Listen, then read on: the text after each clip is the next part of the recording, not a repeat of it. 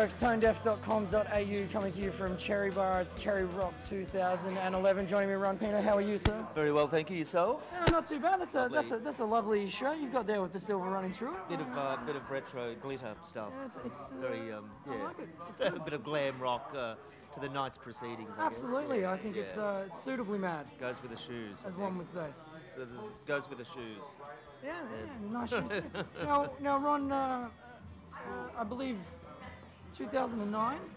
Last time? 2008, I think. Oh, 2008. Last time Died Pretty got together? Yeah, that was a Don't Look Back tour, I think, and we did, the Don't Look Back around Australia, and then we did a couple of, we did the Big Day Out shows for that year, and we also did Home Bake for that year too. So when did this come about? That you, did you guys decide to put the band back together for this, or you were approached? No, I approached James Young. Approached us, who runs Cherry Rock, and he approached us and basically just asked whether he'd seen Brett and I do an acoustic performance at a private party last December, and we just did for a friend of ours. It was a Dangerfield party actually, and James happened along there and saw Brett and I playing an acoustic set. I was very taken aback and surprised that we were doing an acoustic Died Pretty set at this private function.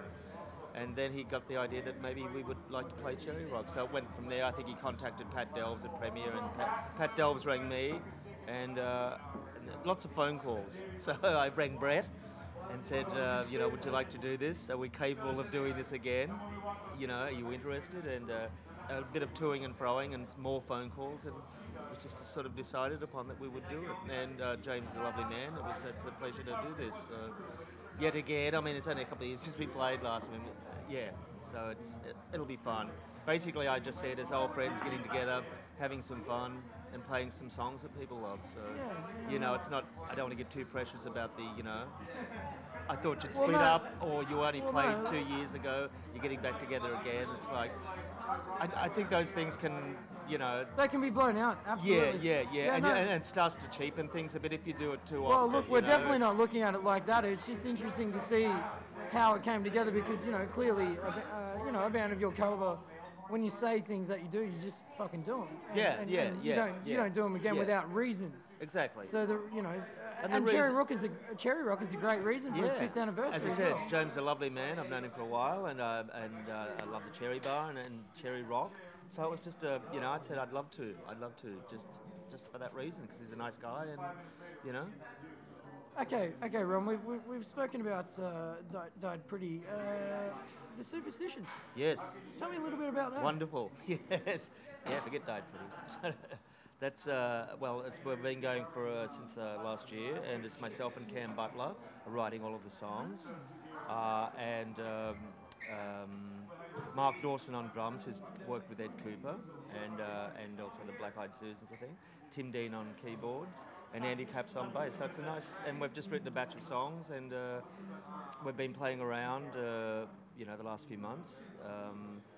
Various venues around Melbourne, and we're playing next Sunday at the Retreat, and just preparing for the album. So the album comes out in July. We've done it.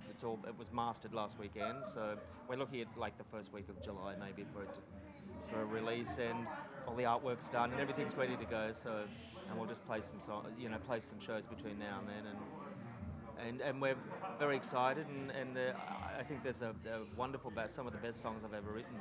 I've written in the Superstitions. I'm really proud of them, and they're great to play live, and they're just really good songs.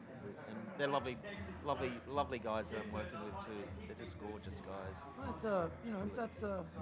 That sounds like a good thing. It is, and I get sort of my doubts in that going, well, I'm at a certain age, do I want to do it all again? It's like, because it is kind of like starting over again. But Ron, is it, and that's the question I'd like to ask, is it not so much about what age you are at the point you start a new project, is it more about starting a new project again? Because, I mean, it seems like with an artist, it's a timeless thing when you start a new project. Exactly. It's got nothing to do with age. It's just the project itself. Yeah, I'm finding out that now. I'm finding like cut the age thing. Writing songs, creating songs, and performing them.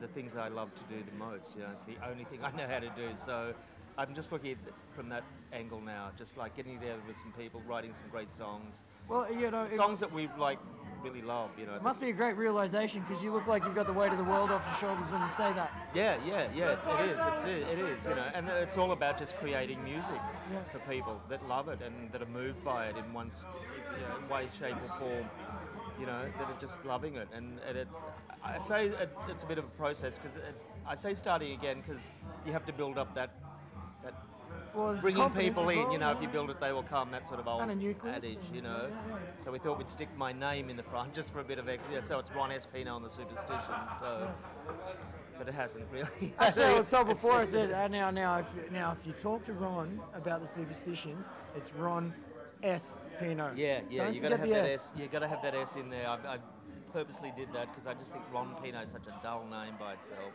I wish I could change. I Hey, wish I could have changed it years ago. Hey, well, but before I you didn't. made it Ron S, it did pretty well, right?